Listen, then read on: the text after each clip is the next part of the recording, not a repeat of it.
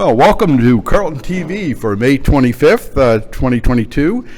Today I have Tyler Fitzgerald, and we're going to talk a little bit about match play. It's a wonderful type of format to play. If you haven't tried it, it's a lot of fun. It's actually one of the best forms of competition in golf. So Tyler, what is match play? Well, thanks, John. And yeah, match play is it's one of my favorite forms of golf. Match play is a little bit different than stroke play, where it actually, each hole is its own match. So in match play, you're playing 18 separate matches, and you can either win the hole, tie the hole, or lose the hole. So you're playing 18 separate little matches versus stroke play, where you play all 18 holes, and then that's what your score would be. But match play is individual holes.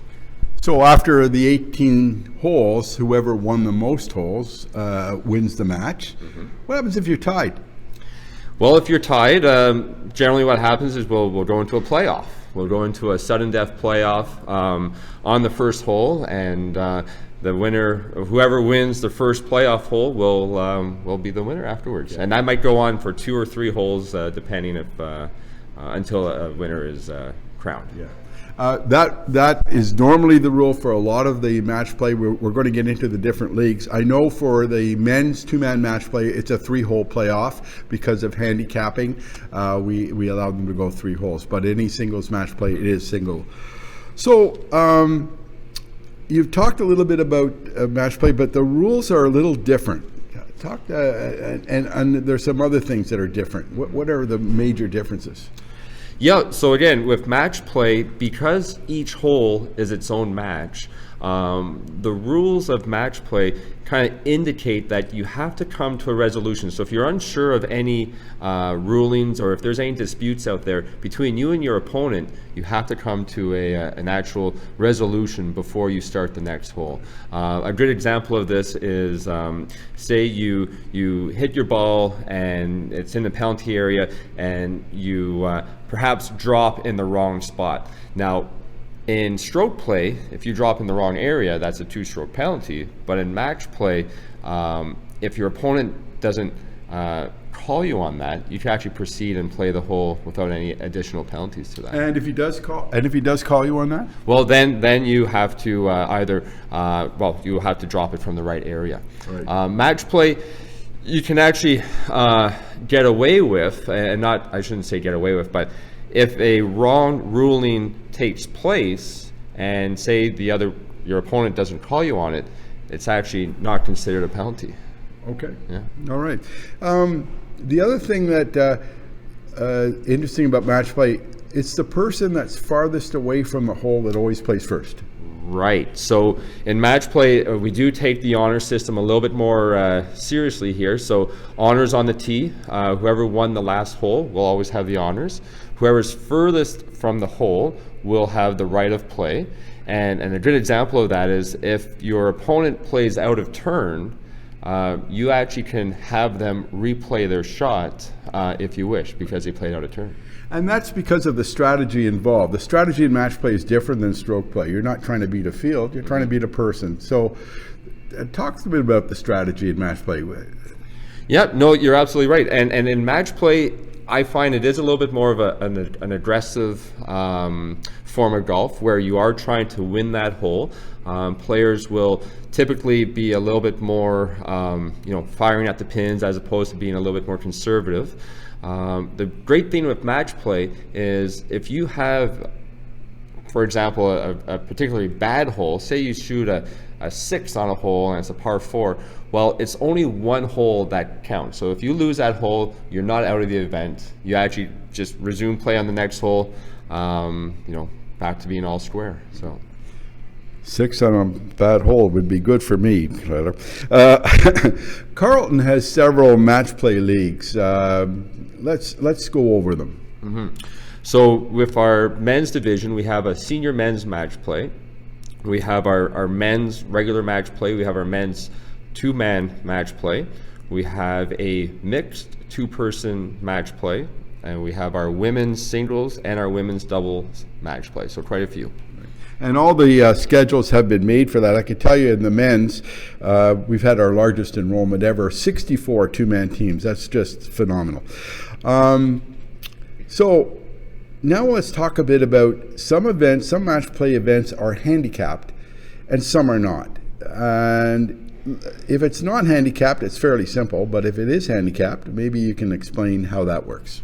Sure thing. So when you're playing against an opponent in a handicap match, what you'll want to do is you're going to take your course handicap and compare it to your opponent's course handicap, and whatever the difference is, that's going to be the handicap used to play your match. So if I'm a 4 handicap and John, you're a 6, well, the difference is 2, and so you'd be getting 2 shots, 1 on each of the toughest 2 holes out on the course.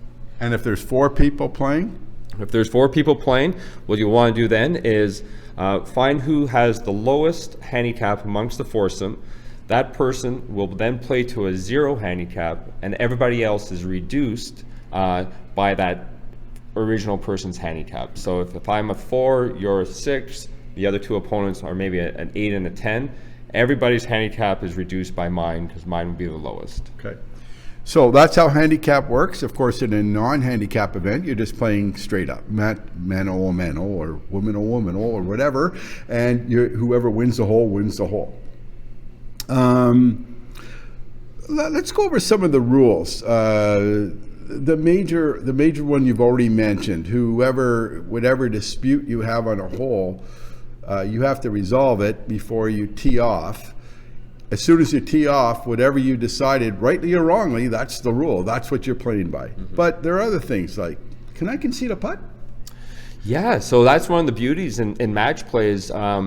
Your opponent can concede any shot they wish to their opponent. So if a great example is I hit my first putt and I'm maybe 6 inches from the hole, my opponent can very easily say, Tyler, pick it up, I concede that putt to you.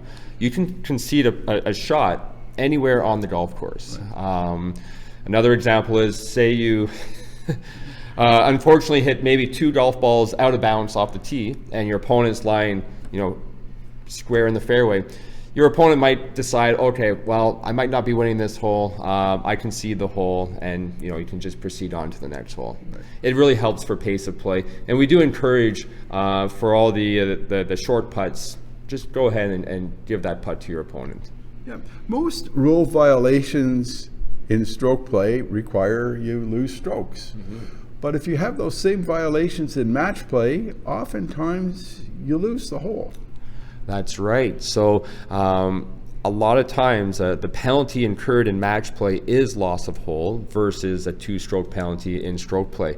A great example of that would be playing the wrong ball. So you're playing down the fairway. You proceed to hit what you believe is your right ball or your own ball, and then you find out later, oh no, I played somebody else's ball. Well, in match play, unfortunately, that's loss of hole. Your opponent would win that hole. Okay. Yeah. So there are some subtle rule differences. Scheduling these matches, how do we do that? Is there a day we all come and play match play? Well, that'd be great if we had a day put aside, but no, all opponents, all players are required to book their own tee times for match play. It's similar to how you'd normally book a regular game. You want to put your name in the ballot system. You can put in the comments that you're playing a match, or if you need any help preparing your scorecard, the golf shop's happy to help with that, to sort of identify your handicap holes. But it's like booking any other game. You and your opponent need to confirm a time together and get that scheduled before the deadline. Yeah, but there is a deadline, and as a former principal and teacher, do not wait to the last day to try and schedule a match. Do it right away. The calendar for June is very busy, and if you have 4 people that have to agree on one date, that's always difficult. 2 people is not as bad. So I urge you, especially for the first round where most of the ladders are, there's several games that have to be played, you have to get those matches scheduled. So please do not wait to the last minute. It just, you don't want to be disqualified because you couldn't get your match in. Tyler, anything else you want to say about match play?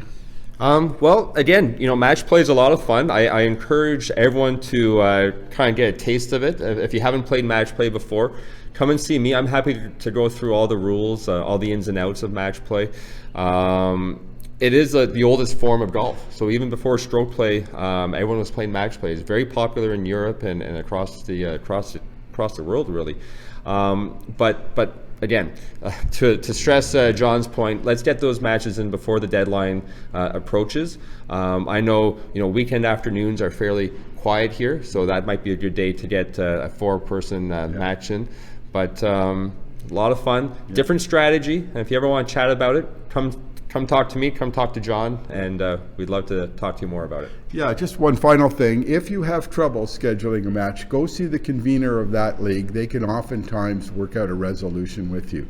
But unfortunately, if both teams can't agree on a date or a time, you are facing a disqualification. We don't want to do that. So the best thing to do, schedule early.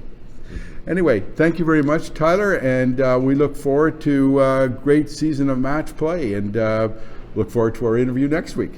Sounds good, John. And you know what? I challenge you to a match. Let's do it sometimes. I'll take you on.